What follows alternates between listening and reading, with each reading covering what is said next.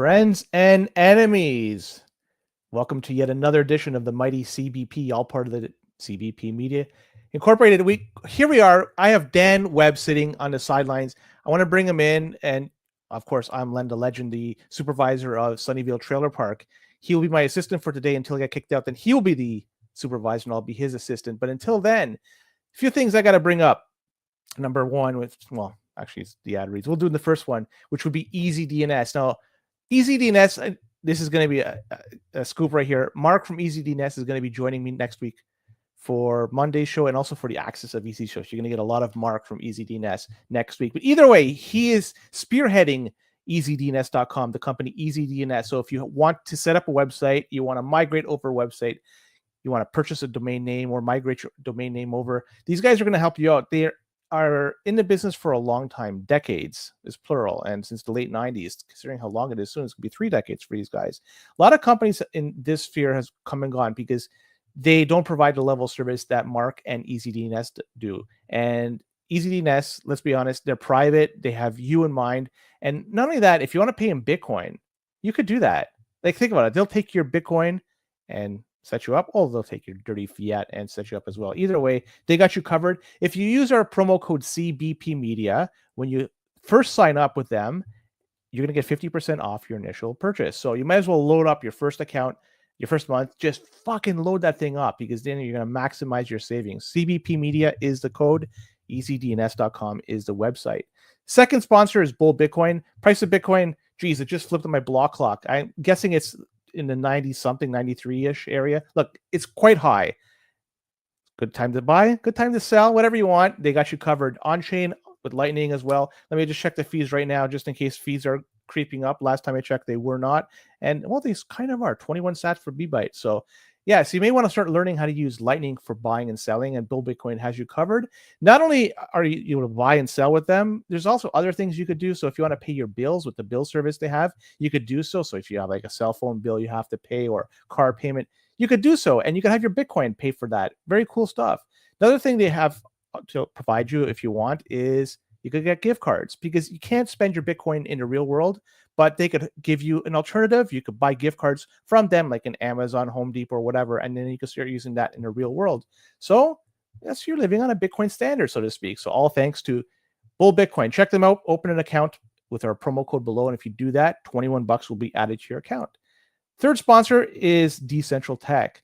If you want to start mining, home mining, even a modest-sized garage unit or setup, you could do that with Decentral, because you could set up with, say, an S21, S19, S9. You could do heating, you could do home heating. You can even get these bid axes that are floating around. There's even the CBP Media branded bid axe is going to be coming out very soon. It should be shipped this month. Check them out. So if you are in Canada and you want to set up a mining setup, they are the people you want to talk to, because they have you in mind. They will provide you a service that is second to none, and they provide Canadians with, of course, everything you need with mining solutions. Check them out. And with that, I think it's time to bring on Dan to the CBP. How are you, Dan? How's it going? I'm super glad to be back. Thanks for having me. I appreciate you coming on. I'm wonderful. Everything okay over there? I don't want to say where you are, but wherever the heck you are. Yeah, I'm in Omaha, Nebraska, middle of the country. I just wanted to make one comment that I've been on my fair share of podcasts, and this one is by far like you're the most professional, like the best. Like, whatever. We're not using Zoom here. We're using something that has backstage, and like you're doing stuff live. And, oh yeah, I love it. This is I love this experience. Oh, I know. Welcome, and I appreciate you. Every once in a while, we have somebody that comes on that blows me, and this is your turn to do that. So this is great. Yeah, appreciate that. So I just wanted to introduce you to the CBP audience in case they haven't. But Dan, you run up until there's the High Hash Rate podcast. Something which a lot of people listen to our show, listen to yours too. So maybe you could talk about the High Hash Rate podcast, because I like listening to that show. Yeah. If you're a fan of the High Hash Rate podcast, it's been a few weeks since we've had a new episode come out. And we have a few more that are still in production. A great one with Tomer, really great conversation, Tomer Strolight, that's coming. But unfortunately, we haven't really talked about it or put anything out there yet, but we're taking a hiatus, and it is potentially permanent. Mike had, a bunch of life changes come hit him, this summer and this fall, and he had to get a new job, and he's having to adjust to that. And he's working on a movie script that he's been writing for years, and he's trying to get it done by the end of the year. So right now we're thinking about starting fresh in 2025, but to be determined. So unfortunately, if you are, haven't heard of us, there's not going to be too many new episodes coming out for you to check out, but we have a pretty good back catalog, I think. And I think we've got Canadian Bitcoiner podcasters and just a lot of other Canadian Bitcoiners on our podcast. Some of the best episodes, honestly. Yeah, Boomer Fundamentals was on there. Goomba, it's like Goomba. Goomba, yes. Yeah. Goomba's. Also, one more thing I have to ask: like, how many episodes did you actually produce for High Hash Rate? Off the top of your head, do you have any idea? No, I'm Googling Fountain right now. I want to say like 105. See, that's yeah. That's a crap load. What's the hit? When did you start it? Roughly? Yeah, so we started our first episode came out. It was my birthday, April 19th, 2022. So me and Mike, we met. I was working just remotely in Bitcoin Beach in El Zonte. There was no events going on down there. I just went down and stayed for about a month. Escaped the winter here in the Midwest. And Mike was down there on location. So I work at Swan, and at the time I had just begun working at Swan. And Mike also worked for Swan at the time. And they were down with Natalie Brunel, and they were filming on location all over El Salvador. So we ended up meeting just like by happenstance, like, hey, we work together. And we started hanging out, and we got stoned on the beach a couple nights, and we just were talking about Bitcoin. We were talking about, mining and it was at that point, right, when people they learn about the difficulty adjustment on Bitcoin mining, and it like changed everything. They're like, that's when I knew, it's like some crazy event like that. But that's what we were talking about. We had no idea really about any of the technicals. We were just kind of making it up, but it was a great conversation. We're like, we should do this. We should do a podcast. We should call it High Hash Rate. And I was like, I did not want to do a podcast at the time at all. I didn't think that I didn't think anybody should listen to me. But the High Hash Rate name, I thought it was so cool. I was like, all right, we got to do it. So that's how we started the podcast. That was around a time when Terra Luna, I think, blew up. Did you do it before or after? The podcast came out, I think, the week after Terra Luna's blowing up, and then maybe our second or third episode. That's when Celsius goes. Yeah. Then a few more episodes in, BlockFi goes, and then I think we really actually hit our highest numbers and really started to grow and accelerate right after FTX. It's too bad then there wasn't more exchanges that went tits up, because could you imagine if Coinbase and Binance and a few others, you would have been the Peter McCormack of the Bitcoin podcasting world if it continued at that pace. No, I mean, think about it. Like, what is the worst possible time? If you are trying to build a successful Bitcoin podcast that makes money or anything like that, right? The worst possible time would be to start it when Terra Luna collapses in the last cycle, and then just like you just keep going through like every exchange collapsing. Pretty much the whole Bitcoin and subsequent crypto industry is imploding on itself. Many people think it's forever, or at least for a few years. And we just started our podcast. But we were in it for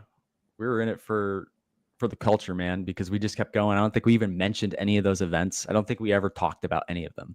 I don't think we ever even mentioned the price is crashing. We just kept talking about how great it is to be a Bitcoiner and go to Bitcoin conferences and yada, yada, and talk to great people. And that's why I think it was a great bear market podcast. And it really was. And it was also a great bull market podcast too. The one thing that I thoroughly enjoy, and I think you've done it more than I, is go to these conferences or meetups that when you're surrounded by people that are like-minded, Bitcoiners, hard asset people, I always come away from those meetups with just an extreme amount of energy and the thinking that we not only are going to win, we already won. Right. I love going. Like, I encourage anybody out there that has not been to anything that's organized or even haphazardly organized, just a meet up at a bar or whatever, attend. When you do that, like, it's going to improve your overall mental health. And you're also going to be coming out of that more bullish. You're going to want to sell a kidney or something to get more Bitcoin.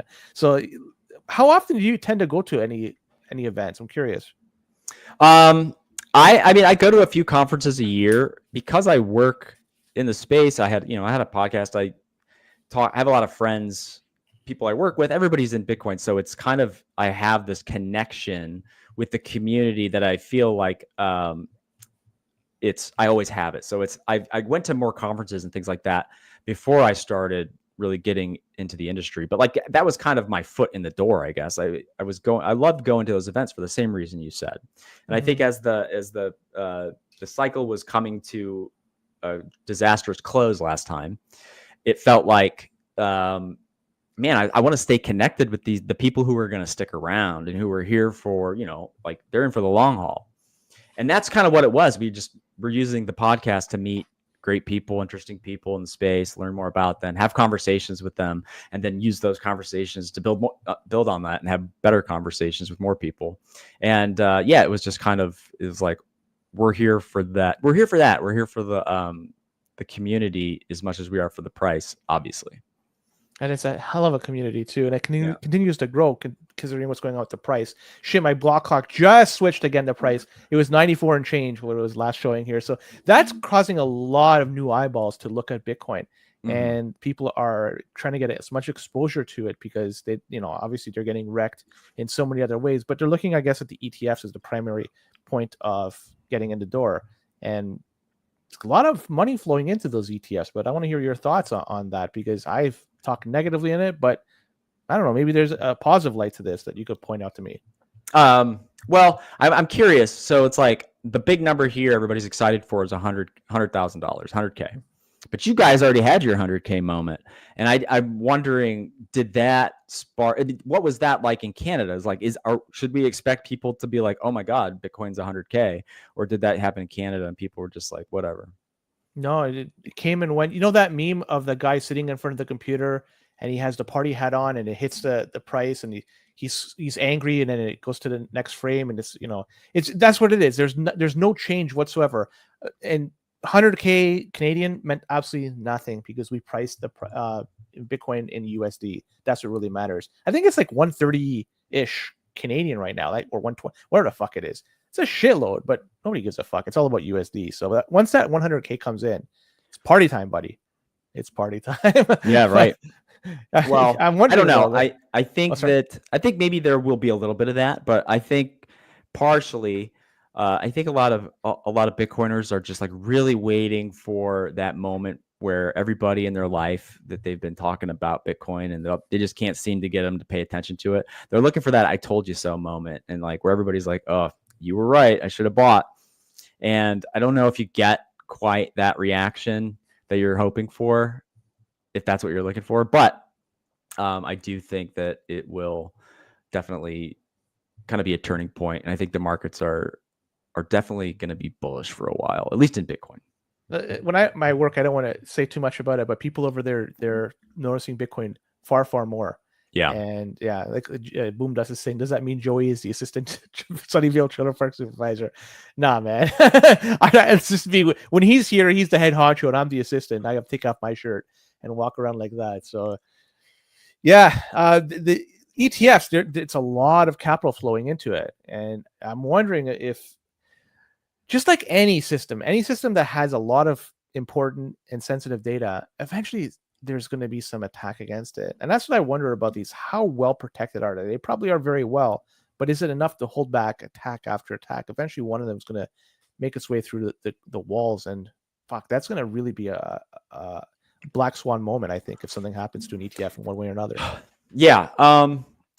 I think that is I think that's a rational thing to be concerned about. And I think that's something that a lot of people are like, how are these ETFs going to serve as like a honeypot, or is it going to kind of create this secondary or primary market where people who are actually trying to do peer-to-peer, they're not really going to be able to interact with the markets that are working with these ETFs. But I think, honestly, that the next year or so is going to be a lot of change. I think that the U.S. election, Donald Trump, the way this is kind of playing out with how he's setting his advisors, it's going to be it's going to be a lot of change. I think it's going to be a lot of volatility in the political system at first, but I think that Trump is still kind of generating support, and I think he's going to have a lot of that mandate. And I think that they're going to use a lot of tools at their disposal to get things done. They're already showing that they're kind of willing to do that. And I think one of those tools that it's very clear that they are thinking about is Bitcoin, the strategic Bitcoin reserve, all these other things that Trump has promised. He's going to free Ross.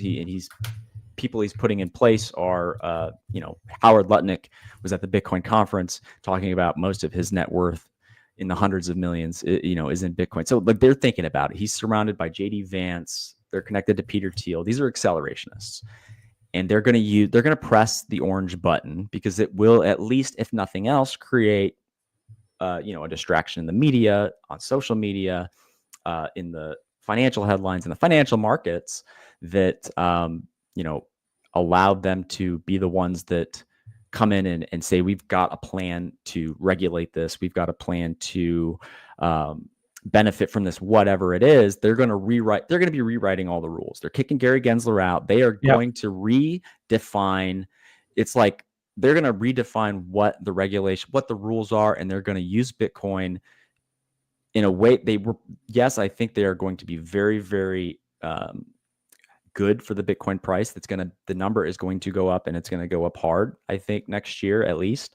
But they're also going to, why everybody's excited about that.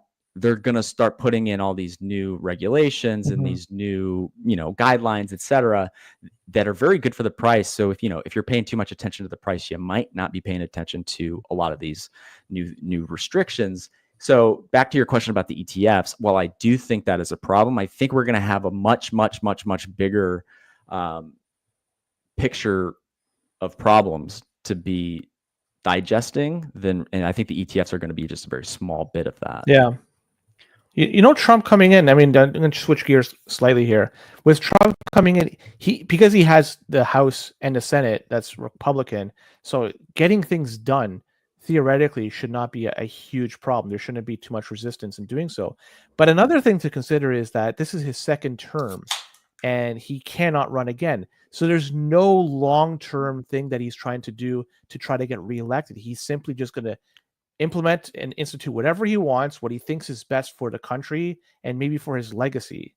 And that's basically it. So there's no I have to do something and keep that carrot dangling just so I get reelected. That's not in play this time around. So this is something, and I'm wondering how this is going to play out, especially stuff like the Bitcoin Act that Lummis threw out, and it still, obviously still needs to be debated and so forth. I think that's, it's interesting to hear about. I don't think there is a hope in heck that there's going to be any strategic reserve of Bitcoin. There's just a piece of me saying that's just not going to happen. I don't know how they're going to fund it. Although they have the means to do it, can't see them doing it. And the thought of selling gold for doing it, I don't know. There's just too much that's just, I can't see this happening. It's a great idea. Yeah. But I don't know. I think that I kind of take the other side here. I think that the things that will be the most difficult for them when they assume office will be things that require act of Congress, that actually require significant reductions in budgets, especially anything connected to healthcare or military defense. It's going to be very difficult for them to cut any of those things. But they are going to do, I think, is find opportunities. And I think Bitcoin, again, is a big one, where there is not a lot of regulation right now, or there is not a lot of clearly written rules about what you can and can't do. And they are going to exploit those to kind of give you this, you feel like they're making a lot of changes, or that they're making big, and if the Bitcoin price or market prices are going crazy, it's volatile, that signals that they must be making big changes, right? They're going to, I think, use that. They're going to leverage that, especially with Elon Musk. They're going to make social media. It's going to be such bullish headlines for everything they're doing. That's what's going to be popular. So I think that Bitcoin is a great opportunity for them here, because what is Bitcoin? It's not real. It's just an abstract thing. How do you buy it? Well, they could buy a few billion. I mean, like that would be very easy to shift around something in the executive budget just to spend a few $billions on the strategic. You could do it with an executive order. They could, I mean, he was just meeting with Brian Armstrong. They'll probably just buy it on Coinbase through ACH or a wire. Like, I think we're overthinking it. I think the money's not real. The US dollars in the White House budget's not real. A few $billions. That's just numbers they send to Coinbase, and Coinbase says you've got these UTXOs now. And whether they keep them in Coinbase custody, which they probably will, or a cold card, in the basement of Fort Knox, like, I don't think it matters, because again, like, it's, Bitcoin is, it's a very easy thing for them to manipulate and do with what they want to do with it. It's just information. It's just more information they can manipulate. That's all I'm saying.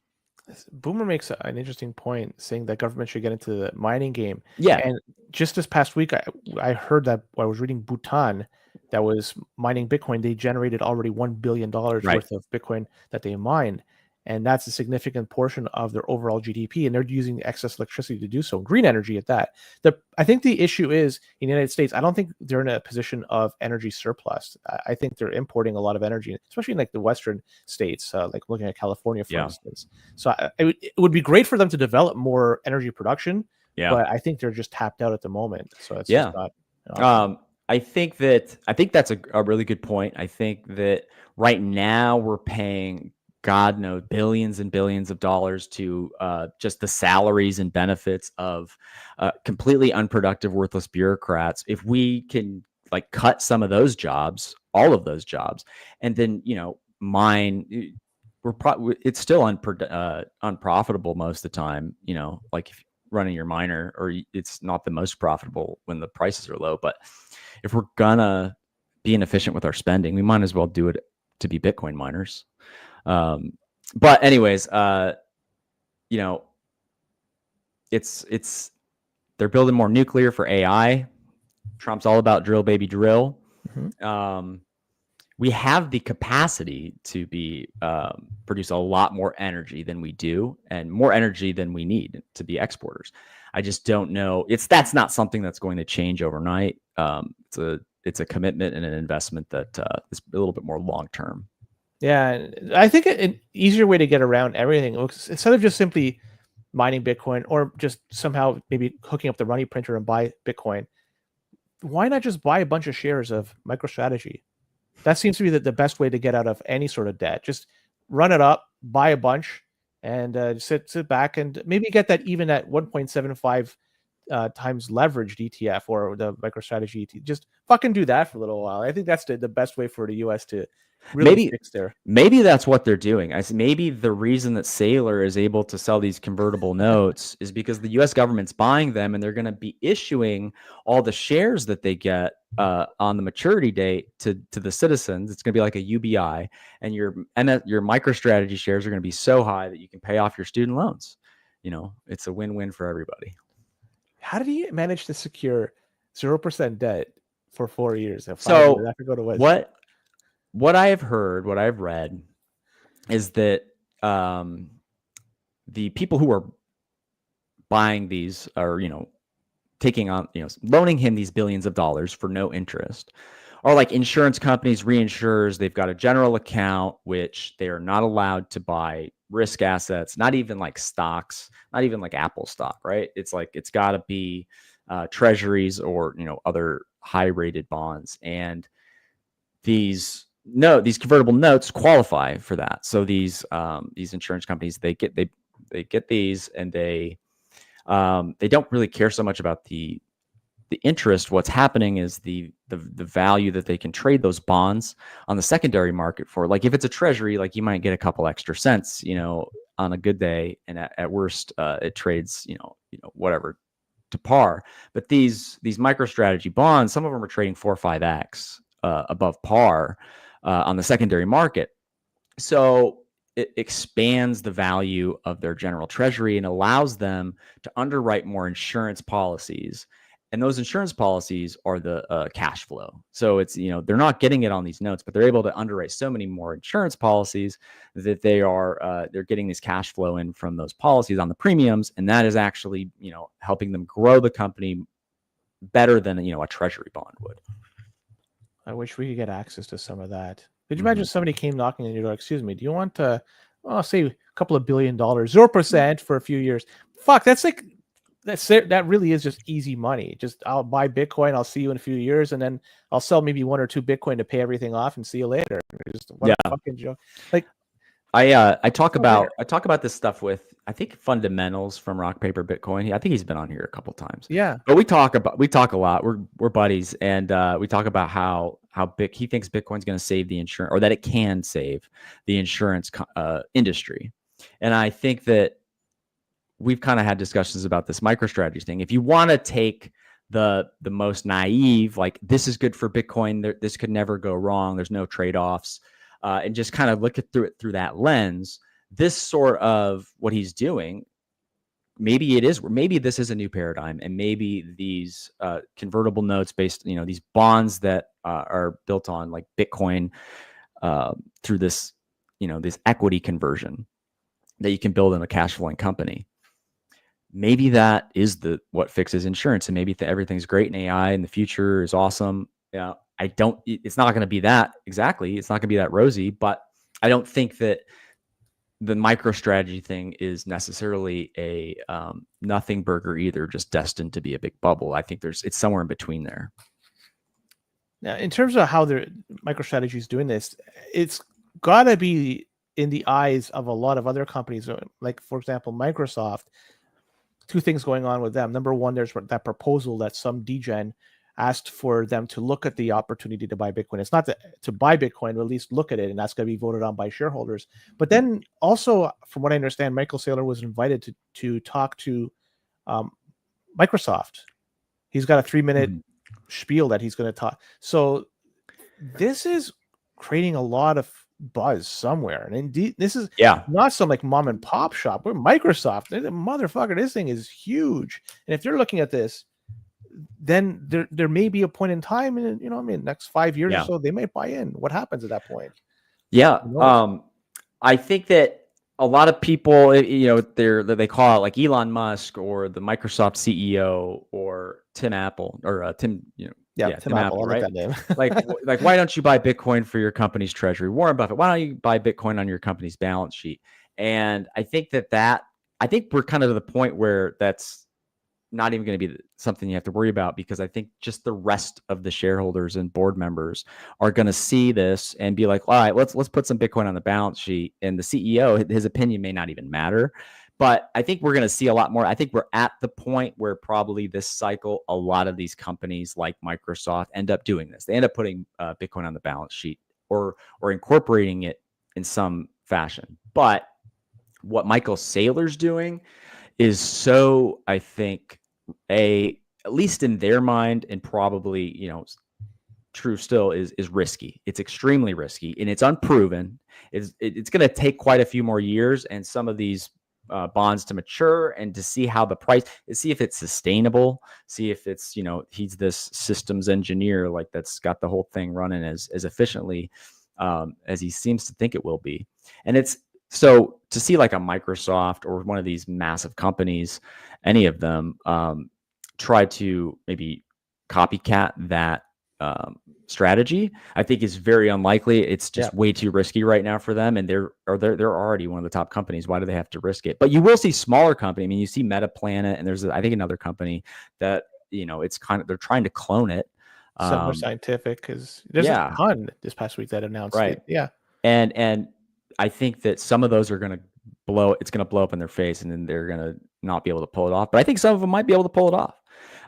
Maybe at a much smaller scale, but we'll see.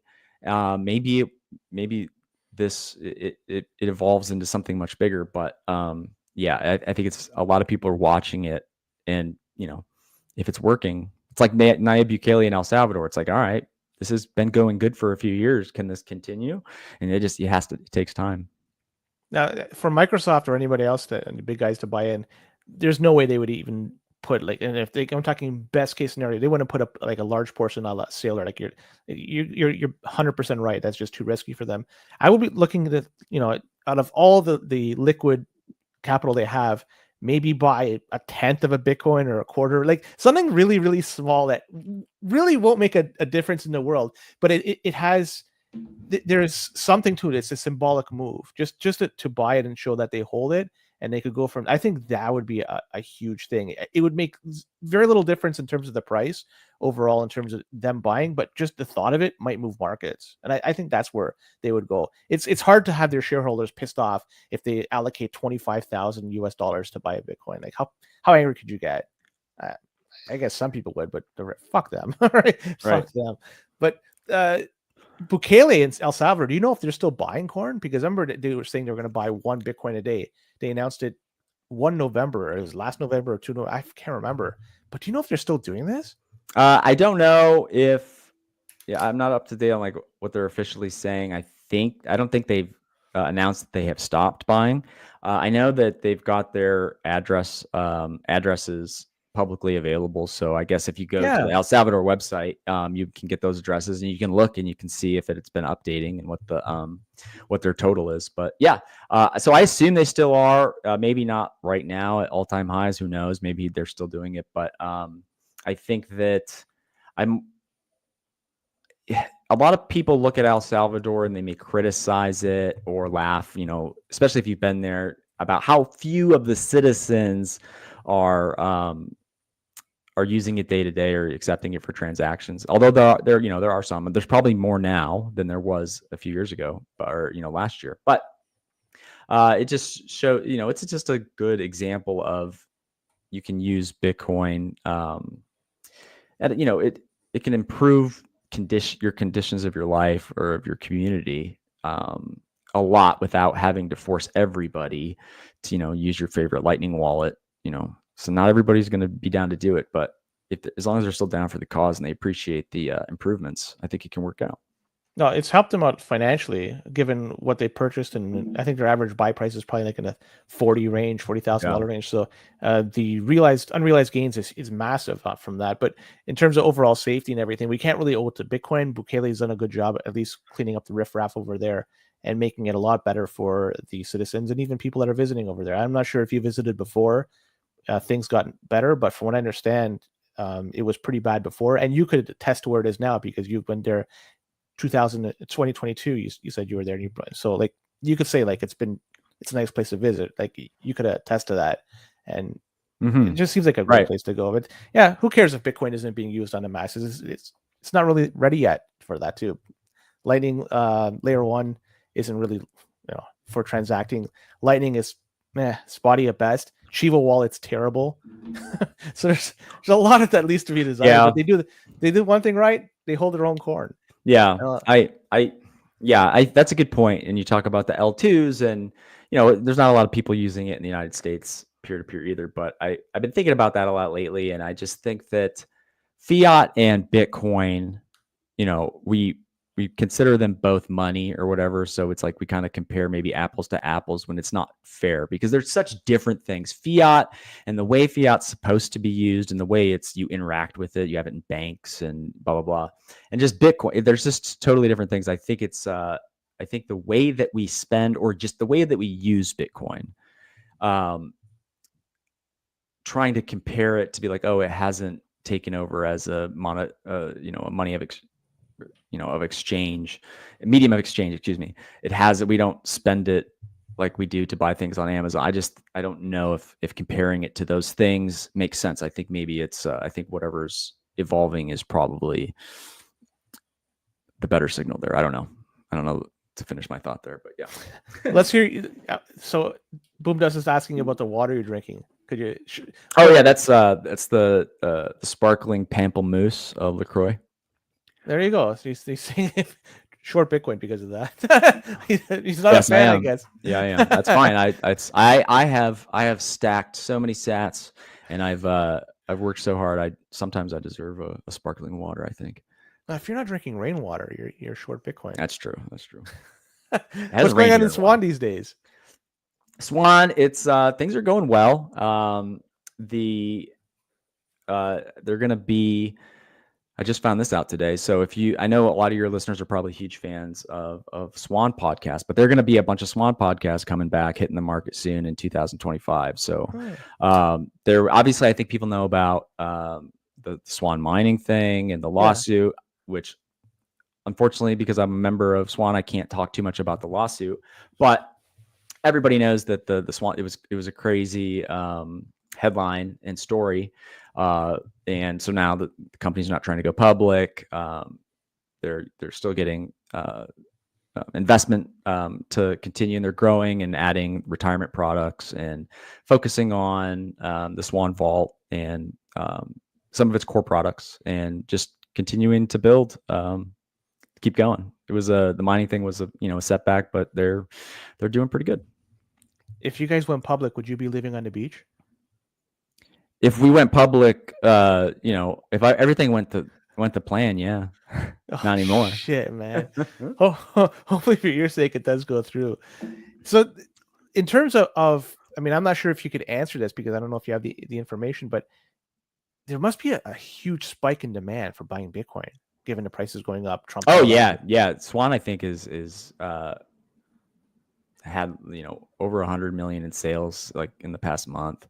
I don't know if I'm supposed to say that, or they're talking about well, no, it's good numbers, right? But like it's just been a massive spike, and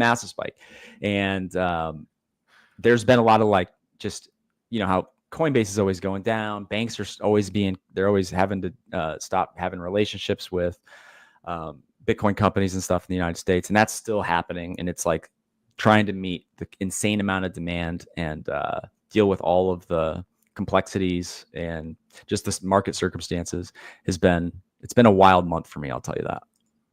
Is Pacific Bitcoin, you think, going to become a reality again, or to the best of your knowledge, or maybe you can't share anything, you can't say very much? No, I think they want to. I think it probably depends on how big this bull market is, and how much Bitcoin grows and new Bitcoiners come on this bull market. If it's really successful, I think you'll probably see Pacific Bitcoin return pretty soon. So yeah. So what makes you more bullish? Bitcoin hitting 100K soon, or Linda McMahon getting part of the Trump team? I think Linda McMahon. I think that I think you got a bunch of people, Linda included, who know how to write a good storyline and make it happen. And I think that that's pretty much all reality is in government and politics is anymore. It's like, who can come up with the best narrative, the best story, and make people believe it and go along with it. And I think he's got a team that some people might look at it and think, oh my God, this is quite a motley crew. But, I think, for better or for worse, regardless of your politics, it's going to be an interesting story that plays out the next few years. I think it's a funny story. I think it's actually really funny. I do too. I love it. Yeah. And it's ruffling a lot of people's feathers, and fuck them. Like I say, like, this is Trump's last kick at the can. He can't be reelected unless some laws change or whatever. Right, so right. Do whatever the fuck you want to do, man. Like, no, I think I'm actually pretty bullish on that. I think that he's still winning people over. I think everybody's doing the Trump dance, like all the NFL players, people on TV and live broadcasts, they do the Trump dance. John Jones just knocked out Stipe Miocic, jumped out of the cage of the UFC to give RFK, and we gave Trump the belt, but he had RFK and Vivek and Elon, and it was like just it was just dudes being bros, going to the fight, having a good time, and that is back. The boys are back in town. That's what I think. It's going to be a fun year. I think we're just getting started. I think all this bullish momentum is going to spill over into Bitcoin. It's going to spill over into Bitcoin conferences. It's going to spill over into Bitcoin culture, and I think that Bitcoin is going to be a lot of fun next year. It's showing a lot of people that they've done it wrong for like forever, in fact, right? Like, and people like Schiff and like that guy, he's got to be just going fucking ape shit now. Because I haven't looked at the price of gold, but last I checked last week, it was going down while Bitcoin was spiking. And you figure a hard asset like gold that has the history behind it, it would continually go up as well, but it didn't. And Yeah. he's always downplaying Bitcoin, and he's going nuts on MicroStrategy these days. Yeah. Like, Yeah. fuck. I think that it's going to be great to I say this very tongue in cheek, but to have Bitcoiners in charge. But I think we're just gonna I think we're gonna finally learn that, because Trump's got what, World Liberty Financial, he's got a shitcoin. There's definitely more Trump. I'm all in, by the way. Yeah, there's definitely more stuff like that coming. It's gonna be it's gonna be an explosion of things like World Liberty Financial. It's gonna be like old boomer crypto that's like kind of sort of like regulated, like stocks or something, but it's not going to be like the Solana degen meme coins. Those are going to go away. And this is going to be this weird new corporate corrupt crypto, but we're just going to have to deal with shit coins. It's like Bitcoin's going to they're going to pump it like crazy. And we're just going to be like, all right, you can have, like, we're just going to look the other way about shit coins from now on. You're gambling. So you never bought any of those Trump NFTs? Then it sounds like you weren't one of the early adopters for one, because he did a lot of those releases, didn't he? Oh yeah, that's right. I mean, he did. I mean, we should have seen it coming, I guess. But the president of the United States, yeah, he's gonna have his own shit coin, his own NFTs. He's gonna probably have like a hardware wallet with like the Trump branding, like monetize the fuck out of it. Yeah, like the vaults. You know what I mean? Yeah. It's not truly a bull market until we see the Trailer Park Boys invited to the inauguration speech. That would be great. Yeah, I mean, we have to do a writing campaign to get this thing done, because I'm sure there's going to be a lot of prominent people, but we got to get those three boys on stage, and maybe throw in J-Rock too. Might as well. I mean, if Hulk Hogan will be there, why not Ricky and Julian? Yeah. Fuck that. That was I marked out when he ripped off his shirt at the the event. I forget where it was. Oh yeah. To go back to the UFC though, it was just amazing. It was like, so it was RFK, Trump, Tulsi, Kid Rock, Vivek. I mean, it was the boys. It was the straight up boys. Dana White, and everybody was just roaring, dude. Like, I think it was like Caesar going into the Coliseum, and everybody's cheering. And it's like, somebody else made this point. I'm stealing this story, by the way, but and it was like Trump showing out. He's flexing. He's like, these people are cheering for us. The people are cheering for the boys. They're not cheering for the Republican Party. They're not cheering for the Republicans in Congress or whatever. They're cheering for the boys. And make sure you recognize, because I think it's going to be. I think that's what's the theme's going to be next year. Bubbles for SEC commish. I love that. That would be a great choice. Everything would be approved, I think, especially anything that has cats on it or associated with cats. Bring it on. Yeah, Gensler. This is maybe one of his last few days at the job, and a lot of people are like cheering this. But really, was he all that bad? I mean, he did kind of hold back the ETF for some time, but maybe that was a good thing that it was held back, and I'll explain why. If this was approved at a much earlier time, especially closer to the implosion of FTX, BlockFi, Celsius, Terra Luna, I think the impact may not have been as strong as it is right now. Give it some time, let everything settle, and then have the ETF become a reality. I'm not saying that was his plan all along. I think that just holding it off and waiting, in terms of the price of Bitcoin, I think it wasn't too bad. It wasn't too bad a strategy at all. So was he that bad for Bitcoin? I don't know. Yeah. I mean, he didn't really go hard after Bitcoin. He did. I mean, he went after the reason people don't like him. He went after banks, or there was just policies that made it more difficult to be in the Bitcoin business and connected to the banking system.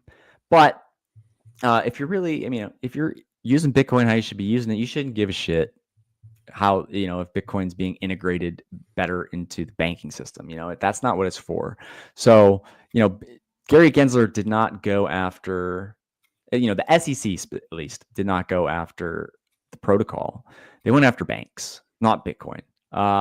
Now the government has gone after like Samurai, but that wasn't Gensler. That was law enforcement agencies for different reasons. If you, strictly speaking, to Gary Gensler, he never went after Bitcoin at all.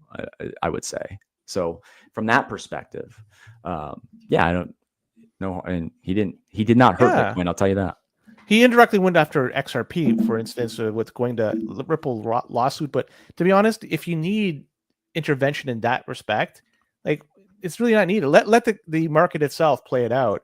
And they probably are securities, but I wasn't cheering them getting ripped by, or at least action against them. But I didn't give a shit if they did or didn't. Just personally, I think over time, shit like that is just going to be washed away because people will realize that stuff doesn't have there's no fundamentals behind it. There's just nothing really there. So just money won't flow into those projects over time. Right. So, I mean, whatever.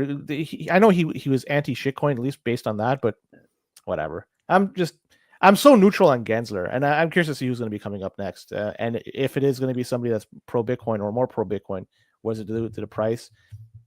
You know what? I don't really care. I'm kind of hoping that it stays suppressed so I can buy more. I need to buy as much more before it's time for me to retire. I know I'm kind of selfish in this regard, but I'm not happy with my Bitcoin stack. I don't think I'll ever be. But right. That's the problem. It's great when the value of what you already own goes up, but you want more. You always want to get more. So it's tough. It's sometimes the bull markets are harder than the bear markets, and depending on the day. Yeah. So then I think we've done this for 46, almost 47 minutes. Appreciate you coming on. Any last words, anything like what's up with Dan these next few days, next few weeks with high hash rate now being on hiatus, at least temporarily, maybe permanently? Yeah, I don't know. I think that as soon as we know more, we'll definitely let you know. But otherwise, if you want to reach out, you can still find me on Twitter. I haven't been on Twitter quite as much, but it's the bull market. It's more fun. I'll be back more. So appreciate you having me come on. Love to do it anytime. We may have you more on frequently, especially as you have a little bit more time. But also, if there's anything that's new from Swan that you want to talk and get off your chest, feel free to bring, especially if it's not confidential information. You're more than welcome to come on. I don't want to put you in a position that you get in trouble, but yeah, I mean, we'll be happy to talk about, because you guys are Bitcoin only. And one last question with Swan I have. Mm-hmm. You have both custodial and non-custodial, right? So when you buy, you could just simply take off right away. Is that the case? Yeah. Swan, I don't think there's no other places that I'm aware of that still have completely free, unlimited withdrawals. So you can, once you buy your Bitcoin, you can withdraw it right away. There's also the Swan Vault, which it's similar to Unchained Capital. So you've got your multiple, your 2 out of 3 multi-sig, and you have the option to use a Swan service if you ever need that third signature. But it's used through the Spectre wallet. So if you remember Spectre wallet, that's what it's built on.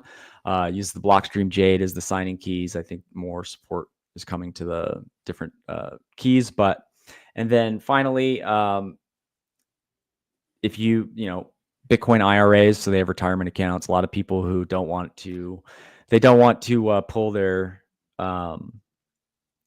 take an early distribution on their retirement account, so you can roll that in and just buy Bitcoin with it. That is not withdrawable to self-custody, unfortunately. But like I said, next year there's going to be a lot of changes in regulations and rules. So I would look for those announcements that if you're looking for. Yeah. See, that's not an issue. IRA. Yeah. You guys are the one that's making that not happen. It's just that's the way the system is set up, and you have to adhere within the rules. So yeah. Okay, that's it. Again, thank you for coming on, Dan, and we'll be back at this again on Monday. And on Monday will be myself and Mark from EasyDNS. So with that, take care and adios.